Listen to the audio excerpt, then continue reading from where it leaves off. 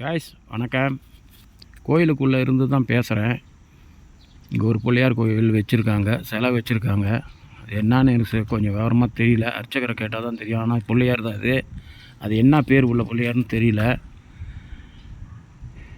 இதுங்க ஒரு வேல் ஒன்று செஞ்சுருக்காங்க அம்பாளுக்கு, பிரம்மாண்டமாக இருக்குது. அதை சொன்னாங்களே கீழே தாத்தா கோயில், அந்த கோயில் அது கீழே ரோட்லேருந்து போனால் அந்த தமிழீஸ்வரன் கோயிலுக்கு போகலாம். இதுதான் திருவிழாவுக்கு இந்த தேரில் தான் அம்பாள் ஊர்வலம் வந்தாங்க. இந்த வீதியில் சில இடம் போயிருந்தாங்க, ஒரு ஊருக்கா. இந்த இடம் தீமதி மூட்டியிருந்தாங்க. இதில் தான் தீமதி இறங்குவாங்க. அந்த குழி வெட்டி அம்பாளுக்கு நேராக தீமதி செஞ்சுருந்தாங்க. பிரமாதமாக இருக்குது. இது ராஜகோபுரம். ஏன்னா இப்போ கோயில் சாத்தியிருக்கு. 11:30 மணி ஆகுது. ஒன்று காலை டைம் 7 மணிக்கு திறந்துருப்பாங்க. 7 ஒரு 10 மணி வரைக்கும் இருக்கும். இதோட சாயந்தரம் தான் பூஜை நடக்கும். கோயிலுக்குள்ளே போகல, நான் எல்லாம் சாத்தியிருக்கு. ஆனால் பெரிய கோபுரங்க இது, பார்க்கவே பிரமாதமாக இருக்குது.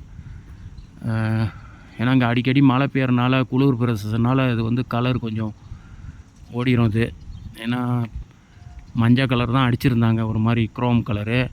ஏன்னா இந்த இடம் ஜில்லுன்னு இருக்குது. எப்போ பார்த்தாலும் பனி மூடிடும். கேமரா ஹைலேண்ட் பஹாங் கடைசி இந்த இடம். இன்னும் ஒரு 1.5 கிலோமீட்டர் போனோம்னா கிளாந்தான் போடுறு சம்படான். அங்கேருந்து வர காற்று, கிளாந்தான்லேருந்து வர காற்று, தென்சீன கடல் காற்று இந்த மாநிலத்துக்கு வந்துச்சுன்னா உயரம், அங்கெல்லாம் மலை பிரதேசம். அதனால் எப்போ பார்த்தாலும் பனி சூழ்ந்துக்கும், மூடிக்கும். அப்போ என்ன தான் கலரு பூசி இருந்தாலும் அது வெளுக்கிறதுக்கு வாய்ப்பு இருக்குல்ல.